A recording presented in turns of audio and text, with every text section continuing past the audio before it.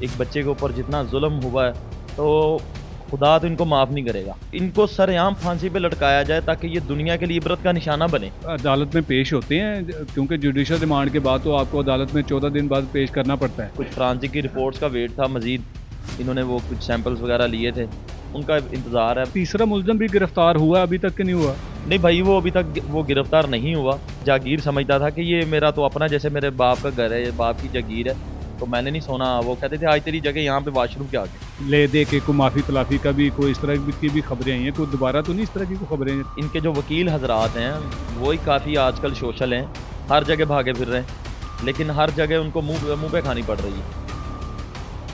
अस्सलाम वालेकुम नाज़रीन, मैं हूं AD Malik. Delivery boy rice case के हवाले से आप सबके बड़े ही सवालात थे कि क्यों कोई पेशरफ्त के बारे में आप अपडेट नहीं कर रहे।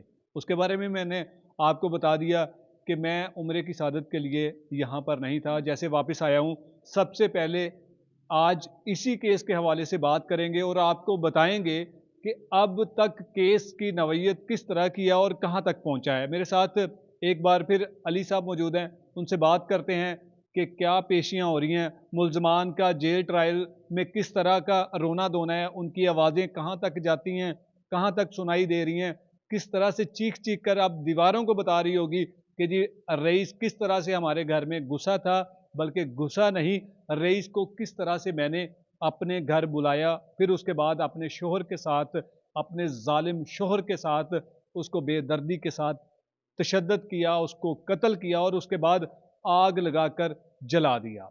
अली साहब बहुत शुक्रिया। कहाँ तक पहुँचा केस? अस्सलाम वालेकुम जी, सबसे पहले बिस्मिल्लाहिर्रहमानिर्रहीम।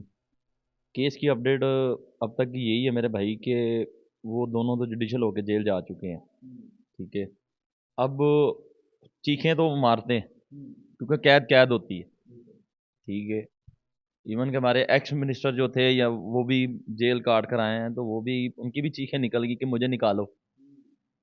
क्या है, कैद कैद है। उनको तो फिर भी इतनी सहूलतें वहाँ पे मुहैया थी। ठीक है, वो एक मुल्क के मिनिस्टर थे, ठीक है, प्राइम मिनिस्टर थे।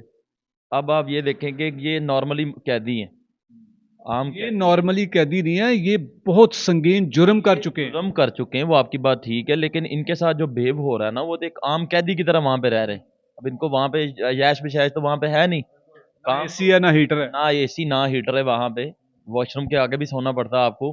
ठीक है, खुले आसमान में भी आपको सोना पड़ता है, रात को सर्दी भी होती है और जहाँ उन्होंने बाकी सोना है। कैदियों के पाँव में और बाकी कैदियों की जूतियों में भी आपको जगह ना मिले तो वहां पे भी सोना पड़ता है। बिल्कुल ऐसे ही है, वहां पर भी आपको वो सोना पड़ता है क्योंकि सुलाया इनको।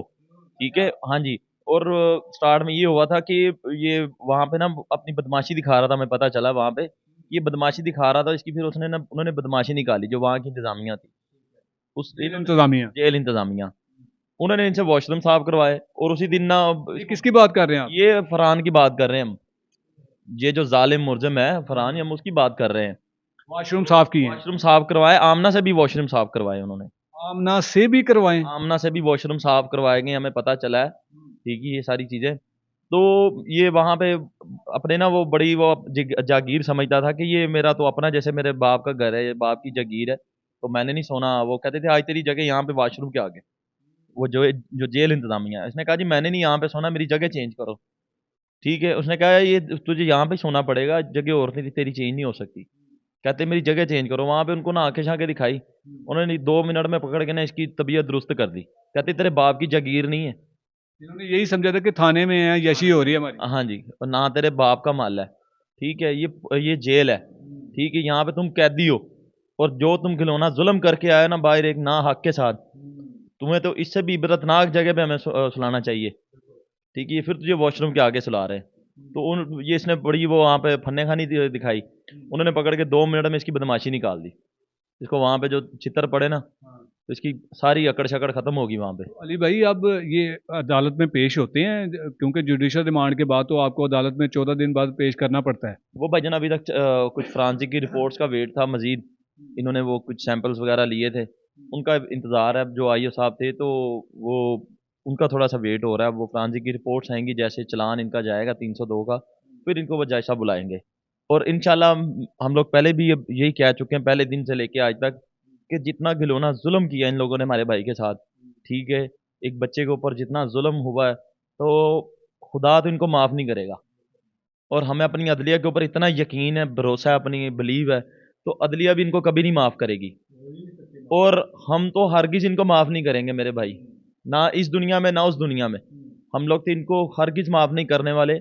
और जबकि हमारा ये पहले दिन से यही मुतालबा है कि जो इन्होंने घिनौना काम किया, जो इतना जुल्म किया, तो इनको सरेआम फांसी पे लटकाया जाए ताकि ये दुनिया के लिए इबरत का निशाना बने। हमारा अपनी अदलिया से, अपने आला अफसरान से इसी इसी चीज़ का मुतालबा हम लोग पहले दिन से करते आ रहे हैं कि इनको चौक चौराहे में खड़ा करके सरेआम फांसी पे लटकाया जाए ताकि ये दुनिया के लिए इबरत का निशाना बने। अली साहब, वो तीसरा मुलजम भी गिरफ्तार हुआ, अभी तक कि नहीं हुआ? नहीं भाई, वो अभी तक वो गिरफ्तार नहीं हुआ। ठीक है, इंशाल्लाह हो जाएगा गिरफ्तार वो भी। ठीक है, जैसे वो ट्रायल चलेगा, अभी इन्वेस्टिगेट जारी है। ठीक है, मजीद उनकी उसको इन्वेस्टिगेट पकड़ा क्यों नहीं जा रहा? उसने कोई प्री अरेस्ट बेल करवाई हुई है? हो सकता है। ठीक है, लेकिन अब ये कोर्ट के मामला है, कोर्ट में जाएंगे, जब वो बुलाएंगे हम जाएंगे कोर्ट में, तो इंशाल्लाह मजीद अपडेट्स जो वो सामने आएंगी, तो हम आप भाइयों के सामने शेयर करेंगे, पूरी दुनिया को, पब्लिक को बताएंगे। ठीक है, जो इस केस को जो फेस कर रहे हैं, जो लीड कर रहे हैं, उनको बताएंगे कि ये मामला इस तरह है। अपडेट देंगे इंशाल्लाह। पिछले दिनों ये भी खबरें गर्दिश करती रही हैं कि जी कुछ उनकी तरफ से कोई पेशरफ्त की गई है, कुछ ले दे के कोई माफ़ी तलाफ़ी का भी कोई इस तरह की भी खबरें आई हैं। कोई दोबारा तो नहीं इस तरह की कोई खबरें गर्दिश कर रही? नहीं भाई, इन्होंने हमारे इनके जो वकील हजरात हैं, वो ही काफ़ी आजकल सोशल हैं, हर जगह भागे फिर रहे हैं, लेकिन हर जगह उनको मुंह मुंह पे खानी पड़ रही है। ठीक है, ये हमारे लॉयर साहब के पास गए थे, हमारे एडवोकेट के पास, उनको जाके बोला जी आप इनके साथ हमारा पैचअप करवा दें। ठीक है, उन्होंने कहा जी हरगिज़ नहीं हो सकता। ठीक है, जो इन्होंने घिनौना काम किया है, तो ये कभी भी नहीं ये लोग पैचअप करने वाले। मैं इन लोगों को बड़ा देर जानता हूँ। ठीक है, हमारा इनके साथ कुछ ख़ानदानी कुछ मामला थे पीछे। वैसे बनता भी नहीं ना, कोई छोटा मोटा जुर्म हो तो फिर तो बंदा सोच सकता है। मेरे भाई 1% भी नहीं बनता, ना होगा। अल्लाह के हुक्म से ना होगा, ना बनता है, ना हमने करना है। हमें ये डेथ पैनल पे चाहिए। हमने इनको फांसी पे लटकवा के रहना अल्लाह के फजल से। हमें ये भी पता चला कि दोनों खानदान के दरमियान जो है वो फूट पड़ चुकी है। होंगे, इख्तलाफात पड़ गए हैं, जाहिर सी बात है कि ये सारी फसाद की जड़ कौन है? एक औरत है, एक आमना है। औरत नहीं हम कह सकते, औरतें माशरे में बहुत सारी इस तरह की, ठीक है, अच्छी भी हैं, हर तरह की है, लेकिन इस तरह की कोई नहीं मैंने देखी आज तक अपनी ज़िंदगी में। मैंने इतनी करेक्टरलेस औरत नहीं देखी। ठीक है, और ना ही इतना मैंने, वो कहते हैं ना कि वो बदचलन औरत देखी है। ठीक है, और ना ही मैंने इतना जालिम देखा है फरहान जैसा इस दुनिया में। मेरी आलम नहीं, वो घटिया इंसान हुआ है ना। जालिम से भी घटिया है। मैं तो पहले कहता हूँ वो जजीज के लश्कर में से आया है। वो इंसान नहीं, हम लोग उसे इंसान नहीं कहते। वो जजीज के लश्कर में से आया है। ठीक है, जिसने इतना घिनौना काम किया कि एक अपनी बीवी के पीछे लग के उसने इतना घिनौना जो काम किया, तो ये इंशाल्लाह ये फांसी के फंदे पे लटकेंगे अल्लाह के फजल से। अच्छा अली भाई, लास्ट टाइम मैंने जब शायद आपका इंटरव्यू किया था या दूसरे किसी भाई का किया था, इनके सोशल अकाउंट से जो है ना, वो मैंने इनकी कुछ तस्वीरें हासिल की थी, और उसके फौरी अगले दिन जो है ना इनके अकाउंट जो है, सोशल अकाउंट, वो ब्लॉक हो गए थे। ये इनके सोशल अकाउंट कौन किस तरह से ब्लॉक कर सकता है? खुद ही कर सकते हैं ब्लॉक। आप ये देखें, मेरी बात सुने, हमारे भी सोशल अकाउंट है। ठीक है, हम भी फेसबुक वगैरह यूज़ करते हैं, इंस्टाग्राम, ट्विटर वगैरह मैं खुद यूज़ लेकिन करता हूँ। मुलजमान तो जेल की सलाखों के पीछे है ना। जाहिर सी बात, वो जेल की सलाखों के पीछे है। वो कौन लीड कर रहा है इनको? वो कौन चला रहा है इनके सोशल अकाउंट्स? कौन चला रहा है? यही कौन चला चला रहे रहा हैं। होगा ना। यही मैं पूछ रहा हूँ ना, कि वो आपकी मैंने वो आपकी वो चैनल्स पे मैंने कुछ वीडियोस फोटोज देखी थी, सॉरी, तो जो अपलोड हुई आपके अगेंस्ट, या आपने मुझे आज बता रहे हैं कि इनके वो जो प्राइवेट शायद कर दिए थे, ब्लॉक कर दिए, लॉक कर दिए गए। ठीक है, अब इनके खानदान के जो हजरात हैं, यानी कि वो देखते हैं। वो देखते हैं, ओबियसली वो देखते हैं। ठीक है, पहले दिन से देख रहे हैं। और मैंने भी यही इसी चीज़ का मैंने सवाल किया है इनके खानदान हजरात से कि आए, अगर आपके आपके बच्चे अगर इनोसेंट हैं, तो आए, आप मीडिया के ऊपर आए, आप मीडिया के ऊपर आए, आके हमारा फेस करें, दुनिया को बताएं। लोगों को बताएं फरौनियत किस तरह है। रौनियत किस तरह है। पहले दिन से मैं कह रहा हूँ, आए आप मीडिया के ऊपर आए, आकर आप दें, मीडिया के ऊपर बयान दें, अपना अपनी स्टेटमेंट दें। ठीक है, हमें वो बहुत सारे इस तरह के कुछ लोग ना फेक खबरें जो चला रहे हैं, थंबनेल लगा के, जी उन्होंने रईस के घर वालों ने ये कर दिया, रईस के घर वाले अब ये हो गए। उनको भी शर्म आनी चाहिए। उनको एक बार क्या 1000 बार शर्म आनी चाहिए कि आपने भी आखिर इस दुनिया से जाना है। आप किसी के लिए गलत खबरें चला रहे उस शख्स के लिए जो इस दुनिया से जा चुका है, पर्दा कर चुका है, कि हमारे नबी का फरमान है कि जो इंसान इस दुनिया से पर्दा कर चुका है, अगर उसके कोई बुराई भी होना तो उसके ऐप को छुपाना चाहिए कि वो चला गया अपने माल लेके। लेकिन ये ऐसे गिलोने लोग हैं, अपनी मंजन बेचने लगे हुए हैं, फकी मंजन बेचने लगे हुए हैं कि वो हमने लगा के तरह तरह के कि वो उनके घर वालों ने सुलह कर ली, वो इतने हो गया, वो फलां हो गया, टमका हो गया। इनको खौफे खुदा आना चाहिए, जो इन लोगों को नहीं आता।